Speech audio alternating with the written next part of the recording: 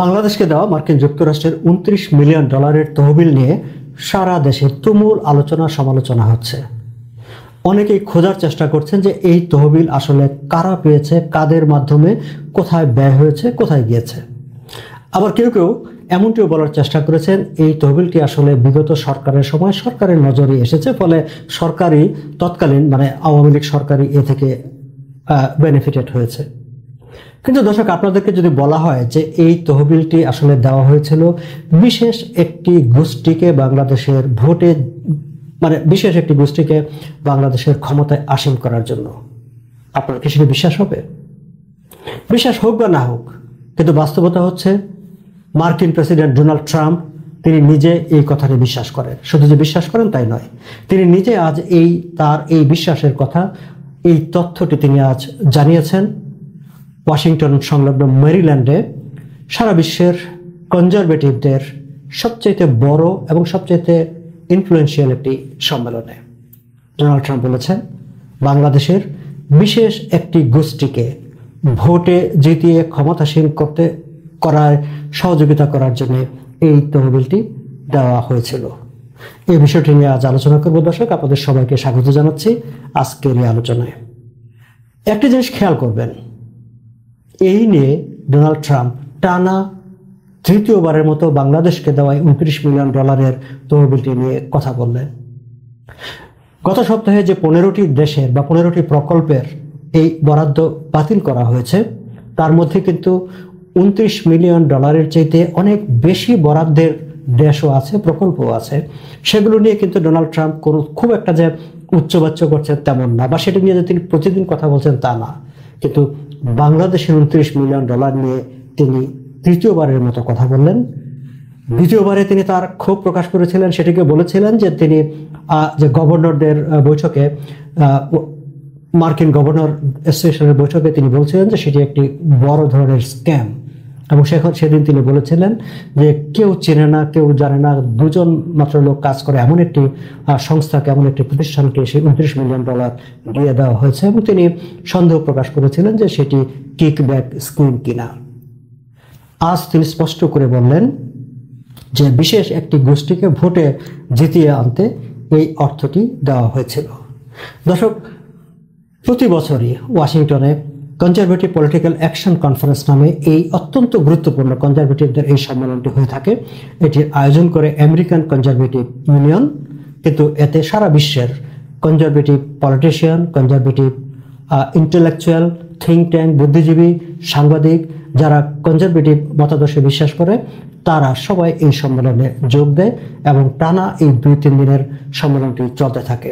আজ 22শে ফেব্রুয়ারি সমাপনী দিনে ডোনাল্ড ট্রাম্প অতিথি হিসাবে সেখানে বক্তৃতা করেছেন এবং তিনি দীর্ঘ সময় ধরে বক্তৃতা করেছেন। অত্যন্ত গুরুত্বপূর্ণ একটি সম্মেলনের এই বৈঠকেও তিনি বাংলাদেশ প্রসঙ্গ তুলে এনেছেন এবং বাংলাদেশের $29 মিলিয়ন যে সহায়তা দেওয়া হয়েছে সেটি নিয়ে তিনি কথা বলেছেন। দর্শক, আসুন আমরা একটু দেখি যে তিনি আসলে কি বলেছেন। আমি যদি তার বক্তৃতা থেকে ট্রান্সক্রিপ্ট করে হুবহু আপনাদেরকে পড়ে শোনাই। তিনি বলছেন, $29 million goes to strengthen the political landscape and help them out so that they can vote for a radical left communist in Bangladesh. খেয়াল করবেন, তিনি বলছেন যাতে তারা র্যাডিক্যাল, উগ্রপন্থী লেফট কমিউনিস্টদেরকে বাংলাদেশে ভোটে জিতিয়ে আনতে পারে, ক্ষমতায় আসীন করতে পারে, তাতে সহায়তা করার জন্য এই অর্থটি দেওয়া হয়েছে। তিনি সেই সমাবেশে প্রশ্ন করেছেন, বলছেন you have to see who they supported. তারা তার যে আগের সরকার, সেই সরকার ডেমোক্রেটরা কাদেরকে সমর্থন করত বাংলাদেশে, সেটি আপনাদেরকে দেখতে হবে। দর্শক, আপনারা জানেন যে জো বাইডেন সরকারের আশীর্বাদ বাংলাদেশে কাদের প্রতি ছিল? আওয়ামী লীগ সরকারের প্রতি তাদের একেবারেই দু চোখের বিষ হয়ে উঠেছিল আওয়ামী লীগ সরকার, সেটিও প্রকাশ্য। এবং ডোনাল্ড ট্রাম্প সে কথাটি বলছেন, you have to see who they supported, তারা কাদেরকে সমর্থন করত সেটা আপনাদেরকে দেখতে হবে। তিনি বলছেন you would not believe it, আপনারা বিশ্বাস করবেন না। Yeah, you would believe it, হ্যাঁ আপনারা বিশ্বাস করবেন। Nobody in the room would be in that group. এবং এই রুমে এই যে বিশাল কনফারেন্স যেটি হচ্ছে কনজারভেটিভদের সারা বিশ্বের, এই রুমের কেউই ওই গ্রুপে থাকবে না, ওই গ্রুপের মানে পক্ষে যাবে না বা ওই গ্রুপে যাবে না যারা এই যে বাংলাদেশের এই একটি মোর্চাকে, একটি বিশেষ গোষ্ঠীকে ক্ষমতায় আনার জন্য এই $29 মিলিয়ন ব্যয় করে মানে বরাদ্দ দিয়েছে। দর্শক, এই যে কথাটি তিনি বলছেন যে লেফট, রেডিক্যাল লেফট কমিউনিস্ট, এই বিষয়টি নিয়ে আমার একটা সংশয় জেগেছিল যে তিনি আসলে কাদেরকে বোঝাতে চেয়েছেন এই রেডিক্যাল লেফট অ্যান্ড কমিউনিস্ট বলতে। এবং এটি নিয়ে আমি একটু বোঝার চেষ্টা করেছিলাম। আজকেই সন্ধ্যায় যারা ওয়াশিংটনের রাজনীতি, মার্কিন যুক্তরাষ্ট্রে বিশেষ করে ডোনাল্ড ট্রাম্পের রাজনীতির খোঁজ খবর রাখেন, অ্যানালাইসিস করেন এমন কয়েকজনের সঙ্গে আমি কথা বলেছি। তারা আমাকে পরামর্শ দিয়েছেন যে ডোনাল্ড ট্রাম্পের এই বক্তব্যটা বুঝতে হলে তোমাকে অবশ্যই মানে ইন্ডিয়ান ন্যারেটিভটাও তোমার একটু মাথায় রাখতে হবে। তুমি যদি ইন্ডিয়ান মিডিয়া কিংবা ইন্ডিয়ার থিঙ্ক ট্যাঙ্ক যারা বাংলাদেশের রাজনীতি নিয়ে কথাবার্তা বলে, তারা অলওয়েজ বাংলাদেশের যারা মানে এক্সট্রিমিস্ট ইসলামিস্টদেরকে তারা রেডিক্যাল ফোর্স হিসাবে উল্লেখ করে। ফলে ডোনাল্ড ট্রাম্প আসলে রেডিক্যাল বলতে বাংলাদেশে চরমপন্থী ইসলামিস্টদের এবং তার সাথে যে একটি মানে অতি বামদের যে একটা মোর্চা গড়ে উঠেছে বাংলাদেশে অনেকদিন ধরে, সেই গোষ্ঠীটাকে তারা বোঝাতে চেয়েছেন। ওয়াশিংটনের যারা বিশ্লেষণ করেন, ডোনাল্ড ট্রাম্পের রাজনীতি নিয়ে খোঁজ খবর রাখেন, এমন বেশ কয়েকটি সূত্র আমাকে এও বলেছে যে মূলত এই ফান্ডের ব্যাপারে যারা তদবির করেছেন কিংবা যাদের মাধ্যমে ইউএস এইডের সঙ্গে জ্ঞান দরবার হয়েছে, মানে সঙ্গত কারণেই বাইডেন প্রশাসনের কর্তা ব্যক্তিরা কোনো ইসলামিস্ট কিংবা উগ্রপন্থী তাদের সঙ্গে সরাসরি কোনো লেনদেনে যাবে না।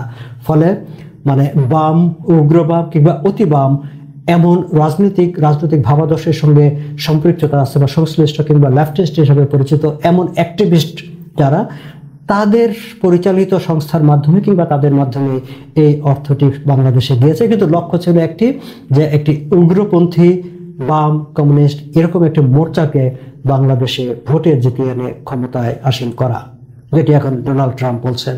দর্শক, আমরা যদি বৃহস্পতিবারে ডোনাল্ড ট্রাম্পের বক্তৃতাটার দিকে আবার একটু ফিরে যাই, গভর্নর অ্যাসোসিয়েশনের বক্তৃতায় তিনি যে কথাটি বলছিলেন যে 2 জন মাত্র ব্যক্তি কাজ করে এমন একটি প্রতিষ্ঠানকে $29 মিলিয়ন দিয়ে দেওয়া হচ্ছে যাদেরকে কেউ চিনে না। সেটি নিয়ে আমি জানি যে আপনারা অনেককে সন্দেহ করার চেষ্টা করছেন, অনেককে অনেক রকম কথাবার্তা বলার চেষ্টা করেছেন। কিন্তু আমার কাছে মনে হয়েছে বা আমি যাদের সঙ্গে ওয়াশিংটনের রাজনৈতিক সূত্রগুলো যাদের সঙ্গে আমার কথাবার্তা হয়, তাদের ধারণা হচ্ছে, তাদের ভাষ্য হচ্ছে যে বাংলাদেশের বিষয়টি নিয়ে ডোনাল্ড ট্রাম্পের বিশেষ একটি আগ্রহ তৈরি হয়েছে বা তিনি বিশেষ মনোযোগ দিচ্ছেন এবং ইতিমধ্যে তার কাছে এমন কিছু তথ্য আছে যে তথ্যগুলো তাকে আসলে বেশ ক্ষুব্ধ করেছে। আপনি যদি আমাকে ঠিক এইভাবে বলা হয়েছে যে আপনি যদি তার গভর্নর অ্যাসোসিয়েশনের বক্তৃতায় তার বডি ল্যাঙ্গুয়েজ, ফেসিয়াল এক্সপ্রেশন দেখবেন যে হি ওয়াজ সো মাচ ফিউরিয়াস। এই বাংলাদেশের প্রসঙ্গটা কথা বলার সময় সে অনেকটা ক্ষিপ্ত হয়ে উঠেছিল এবং এ থেকে মনে হতে পারে যে এমন কোনো তথ্য তার কাছে আছে যে তথ্যগুলো তাকে ক্ষুব্ধ করেছে এবং ইট ইজ কোয়াইট নর্মাল বা এটি আশা করতে পারেন যে সে হয়তো এই বাংলাদেশের $29 মিলিয়ন নিয়ে সে আরো ফার্দার ইনভেস্টিগেশনের দিকে যেতে পারে। দর্শক, এই প্রসঙ্গে নরেন্দ্র মোদীর সঙ্গে ডোনাল্ড ট্রাম্পের যে বৈঠকটি হয়েছিল সেই বৈঠকের প্রসঙ্গটি আবার আলোচনায় আনতে হয় এই কারণে যে আপনারা যদি একটু খেয়াল করেন যে এখানে আজ তিনি উগ্রপন্থীদের কথা, বাংলাদেশের উগ্রপন্থীদের ভোটে জিতিয়ে আনার কথা বলছেন ডোনাল্ড ট্রাম্প। নরেন্দ্র মোদীর সঙ্গে ডোনাল্ড ট্রাম্পের বৈঠকের পর আপনারা যদি একটু ইন্ডিয়ান টোনটাকে একটু খেয়াল করেন, ইন্ডিয়ান গভর্নমেন্ট বলি বা তাদের ভয়েসটার দিকে যদি আমরা তাকাই, তাদের কিন্তু কথাবার্তার ধরনটা একটু চেঞ্জ হয়ে গেছে। তারা একটু লিটল বিট আমার কাছে মনে হয়েছে যে ইন্ডিয়ানরা এখন একটু অ্যাগ্রেসিভ টোনে কথাবার্তা বলছে। আপনাদের নিশ্চয়ই খেয়াল আছে যে গত 2-1 দিন আগেই ভারতীয় সেনাবাহিনী প্রধান সেখানে সাংবাদিকদের সঙ্গে কথাবার্তা বলার সময় বেশ কিছু কথাবার্তা তিনি বলেছেন এবং তিনি এটিও বলেছেন যে বাংলাদেশ যদি সন্ত্রাসবাদকে একেবারে স্বাভাবিকতা হিসাবে নেয় সেটি ঠিক হবে না। একই সঙ্গে পাকিস্তানের সেনাবাহিনীর সদস্যদের বাংলাদেশে সফর, সেটি নিয়েও তারা তাদের আপত্তির কথা জানিয়েছেন। বিভিন্ন উপদেষ্টারা বিভিন্ন সময়ে যেসব কথাবার্তা বলেছেন সেগুলো তাদের নজরে আছে, বিবেচনায় আছে, সেটি বলেছেন। কিন্তু সবচেয়ে গুরুত্বপূর্ণ যে কথাটি বলেছেন যে তারা বলছেন যে সার্ক কেন কার্যকর হয়নি সেটি সবাই জানে।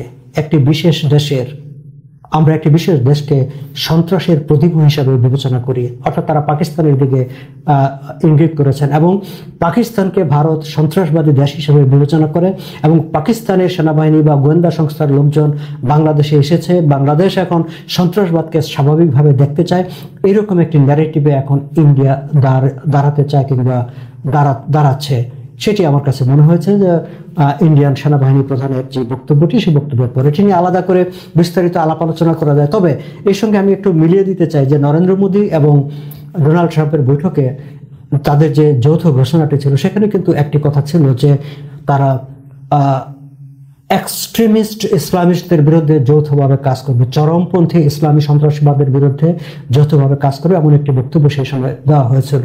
আবার এফবিআই এর ডিরেক্টর হিসাবে যিনি নিয়োগ পেয়েছেন ইন্ডিয়ান অরিজিনের, যিনি মাত্র কালই বোধহয় তার নিয়োগ চূড়ান্ত হলো এবং প্রথম বক্তৃতাতেই তিনি একটি কথা বলেছেন যে বিশ্বের যে কোনো স্থান থেকে তিনি মানে এক্সট্রিমিস্ট ইসলামিস্টদের তিনি ধরে নিয়ে আসবেন।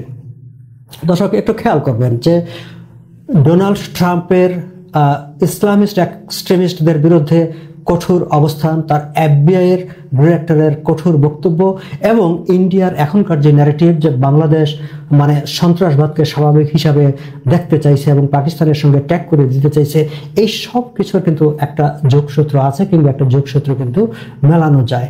এবং তার সঙ্গে যদি এই যে $29 মিলিয়ন নিয়ে ডোনাল্ড ট্রাম্পের হঠাৎ আগ্রহী হয়ে ফেলা, তারও একটা যোগসূত্র থাকে। তবে ওয়াশিংটনের বিশ্লেষকরা আরও একটি বিষয় ইঙ্গিত করেছেন, যেটি হচ্ছে তিনি বিষয়টি তাদের ভাষ্য যে যদিও ডোনাল্ড ট্রাম্প বলেছেন যে 2 জন মাত্র ব্যক্তি কাজ করে এমন একটি প্রতিষ্ঠানকে এই অর্থ দেওয়া হয়েছে, তার মানে হচ্ছে যে এই 2 জন ব্যক্তিকে এমন কেউ যিনি কিনা ডেমোক্র্যাটদের খুবই উচ্চ পর্যায়ের কারো সঙ্গে সম্পর্কিত এবং কারো দ্বারা চেনা নাই, জানা নাই, কেউ নাম জানা না, এমন 2 জন ব্যক্তির একটি প্রতিষ্ঠানকে $29 মিলিয়ন দিয়ে দেওয়া হয়েছে। নিশ্চয়ই কারো রিকমেন্ডেশন ছিল। সেই রিকমেন্ডেশনটা কাদের? সেটা কি ডেমোক্র্যাটদের বিশেষ ক্ষমতাশালী কেউ?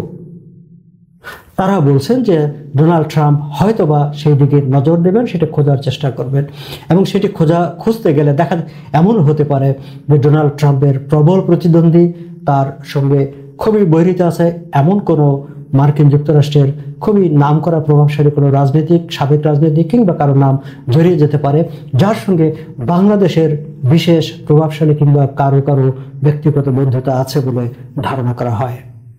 দর্শক, এই বিষয়টি ধারণা করা হচ্ছে যে ডোনাল্ড ট্রাম্প আরও বেশি ফার্দার ইনভেস্টিগেশনে যাবেন এবং তিনি যদি সেটি ইনভেস্টিগেশনের দায়িত্ব এফবিআইকে দেন, তাহলে যে এফবিআই এর প্রধান, যাকে ডেমোক্র্যাটরা অলমোস্ট জেলে নেওয়ার উপক্রম করেছিল, তিনিও নিশ্চয়ই বিষয়টিকে সেভাবেই দেখবেন। ফলে সব মিলিয়ে বাংলাদেশের $29 মিলিয়ন নিয়ে ডোনাল্ড ট্রাম্পের বিশেষ আগ্রহ আছে, তিনি বিশেষ কোনো মিশন বাস্তবায়ন করতে চান কিংবা আরও ফার্দার যেতে চান, এরকম একটি ধারণা ওয়াশিংটনের বিশ্লেষকরা আমাকে দিয়েছে। দর্শক, আলোচনাটা আজ এখানে শেষ করব। আমরা নজর রাখবো ডোনাল্ড ট্রাম্পের দিকে, যেহেতু ডোনাল্ড ট্রাম্প বিশেষ ইন্টারেস্ট নিচ্ছেন এই $29 মিলিয়ন নিয়ে। আমরা একটু দেখব যে এই $29 মিলিয়ন